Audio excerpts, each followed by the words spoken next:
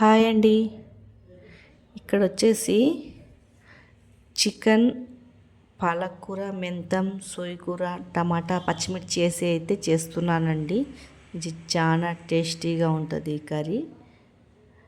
నా channel first time చూస్తున్నట్లయితే like, subscribe అయితే చేసుకోండి, షేర్ చేయండి. ఇక్కడ వచ్చేసి ఆనియన్ రెడ్గా ఫ్రై అయిపోవాలండి. దాంట్లో అల్లం పేస్ట్ వేసుకోవాలా, పసుపు వేసుకోవాలండి, తర్వాత కారం కూడా వేసుకోవాలా.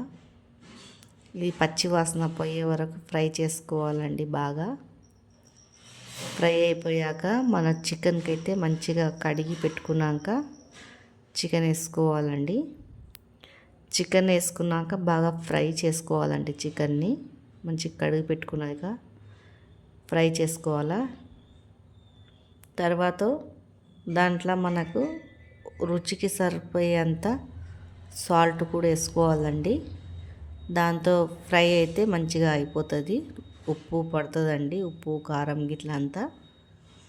తర్వాత అండి కోసి పెట్టుకున్న పాలకూర, మెంతం, సోయకూర, పచ్చిమిర్చి ఇవన్నీ నీట్గా కడుక్కొని దాంట్లో వేసుకోవాలండి. వేసి తిప్పాలా. ఈ పాలకూరలో నీళ్ళు వెళ్తుందండి.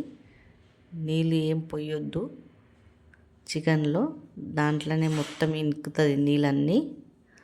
తర్వాత జరసేపు మూత పెట్టి పెట్టేయాలండి, ఒక 10 మినిట్స్. తర్వాత తీసి చూస్తే ఇట్లా పాలకూర అంతా కలిసిపోతుందండి, మెత్తగా అయిపోతుంది. దీంట్లో పెద్ద పెద్దవి 2 టమాటాలు కోసి వేసుకోవాలా, చిన్న చిన్న ముక్కలు కోయాలండి. చూడండి, దీంట్లోనే ఉడికిపోతుంది. చికెన్ కూడా ఉడుకుతుంది, పాలకూర ఉడుకుతుందండి, నీళ్ళు వస్తాయి బాగా. ఇక్కడ వచ్చేసి అయితే మళ్ళీ ఒకసారి మూత పెట్టి పెట్టేయాలండి. ఇట్లా బాగా ఉడికిపోతుంది. ఉడికిపోయాక 2 టమాటాలు పెద్ద పెద్దవి కోసి వేసుకోవాలా. ఈ టమాటాల కంచి పాలకూరల కంచి నీళ్ళు వస్తాయండి, బాగా మంచిగా నీళ్ళు వస్తాయి. ఉడకటానికి బాగా పెట్టుకోవాలా, దగ్గరికి అయ్యే వరకు ఉడికించుకోవాలండి. పైనుంచి చికెన్ మసాలా అయితే వేసుకోవాలా. వేసుకున్నాక బాగా దగ్గరికి రానియాలండి కర్రీ. వేడి వేడి అన్నం వెంబడి తింటే చాలా టేస్టీగా ఉంటుంది.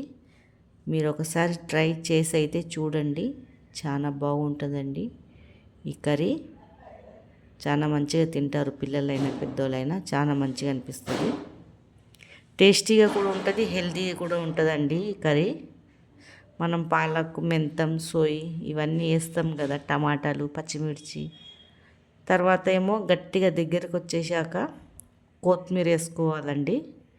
పైనుంచి కొత్తిమీర వేసుకొని దింపుకోవాలా. చాలా టేస్టీగా బాగుంటుంది.